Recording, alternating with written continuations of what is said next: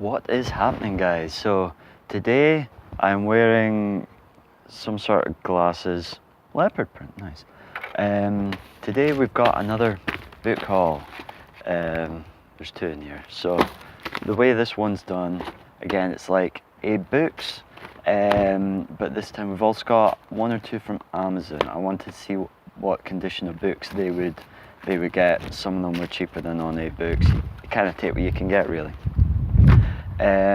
The reason we do these book hauls is so we can get all the books at once, makes the videos a bit more interesting.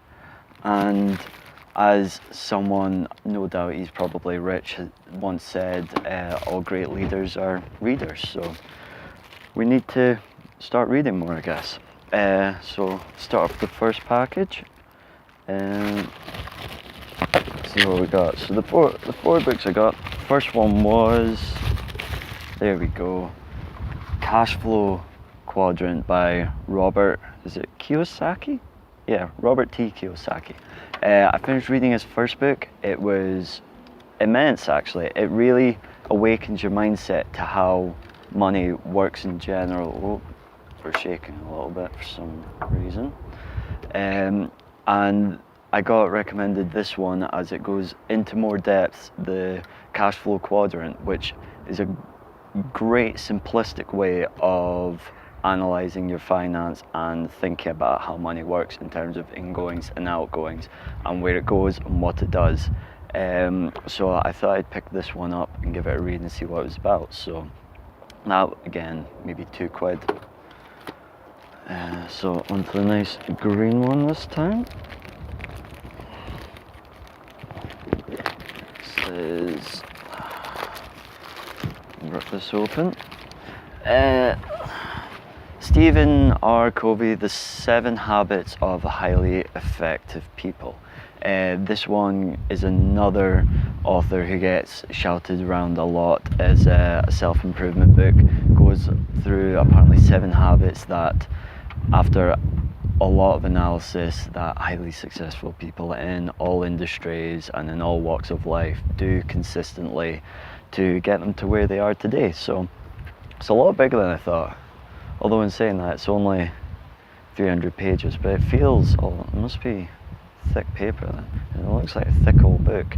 There's lots of summaries that people do on this, especially on YouTube, so if you don't want to read it, it's up there, but I personally find that I prefer reading the actual book than a short summary synopsis, as the author goes into more depth and you feel like you get more of an understanding of where they're coming from, what they're trying to teach you. The other thing I find is that if you want to learn anything, it needs to be drilled into you over and over again repetitively, which a lot of these, especially if the book's thicker, it does, because you'll read the same thing 3 or 4 times within the book, which gets into your mindset. Whereas if you read a short summary, you've read it, you forgot it already, you're already on to the next video and you're done, sort of thing, like you might do with this video, for instance. So that book I was really wanting to read. Now we've got, let's open this little white one. So I'm doing 4 books on these ones, just mostly because ideally a book should take a week, in my case 10 days to 2 weeks to read. So the idea is to have a new haul of books, a new learning experience every month. So teaching myself new range of topics and ideas every month, try to keep me going that way. So the last book, the third book, is The $100 Startup. This is actually a brand new book. This only cost me, I think, $1.95. So yeah, the book's a little bit old, but in terms of the original price, hopefully you can see that, £8.99 originally. So good deal, I guess. Yeah, this is apparently the must-read book for all entrepreneurs, as recommended by entrepreneurs who do online stuff. So the idea behind this book is, as it says in the book, how to start off any business for only $100. I thought I'd give this a read because they always say you should diversify where all your income comes from. So my idea was to maybe, if I can come up with an idea to implement some sort of weekend working or a weekend business where I could be earning extra money on the side, or the side hustle, as most people call it these days. So I thought I'd give this a read, because as in the 20-hour rule book, or the first 20 hours, is you must do your research before you start anything. So that's that one. Last one, this is coming nicest packaging actually. I can tear it open. Should really get scissors. Scissors would be much more helpful than this. Let's see what we got here. So the last book, labels, is So Good They Can't Ignore You.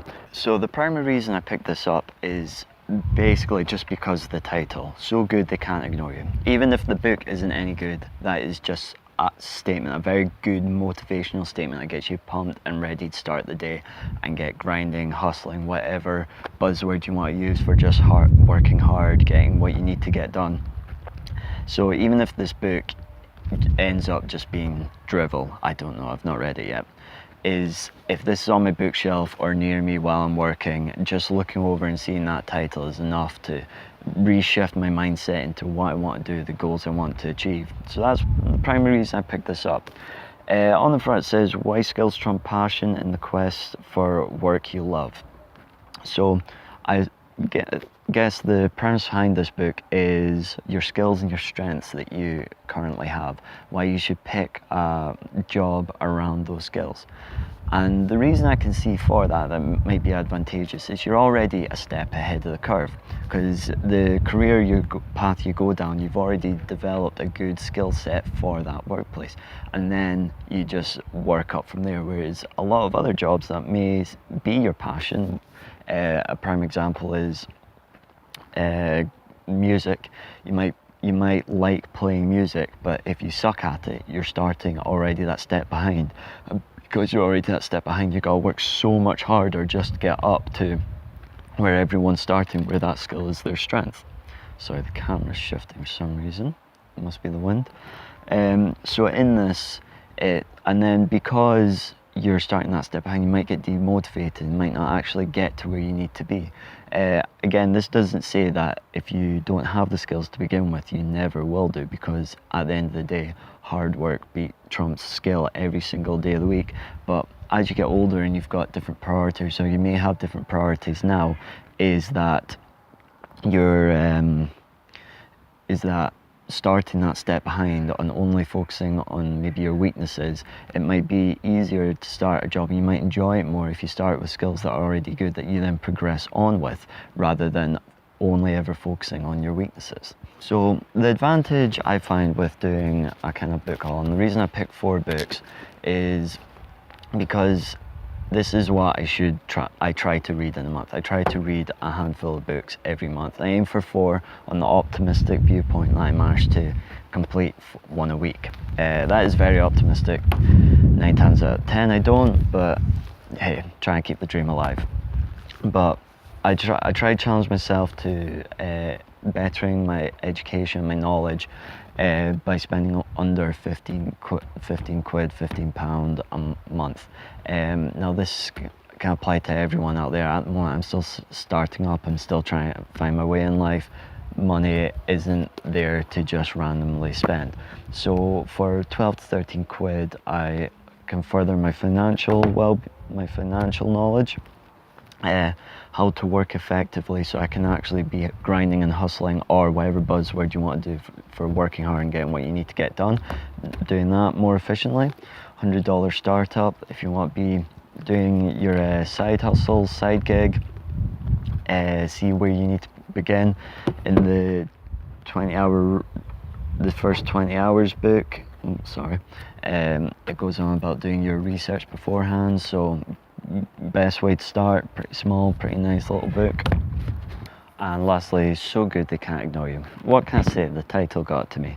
But this can be all about deciding what place of work you want to be doing for the next 40 to 60 years, what you want to initially try out when you're at the start of your career and you have no idea where to go.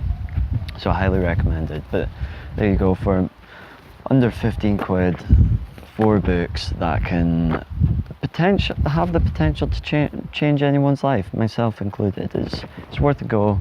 This is not expensive at all, and you never know where you might end up with it. So I would highly recommend that you take this month, take 15 quid out of your pocket, you go buy whatever topics interest you or you're not great at, or something that you want to improve on, or just any little thing that's niggling. It might even be whatever you're working in at the moment. Just buy books on it.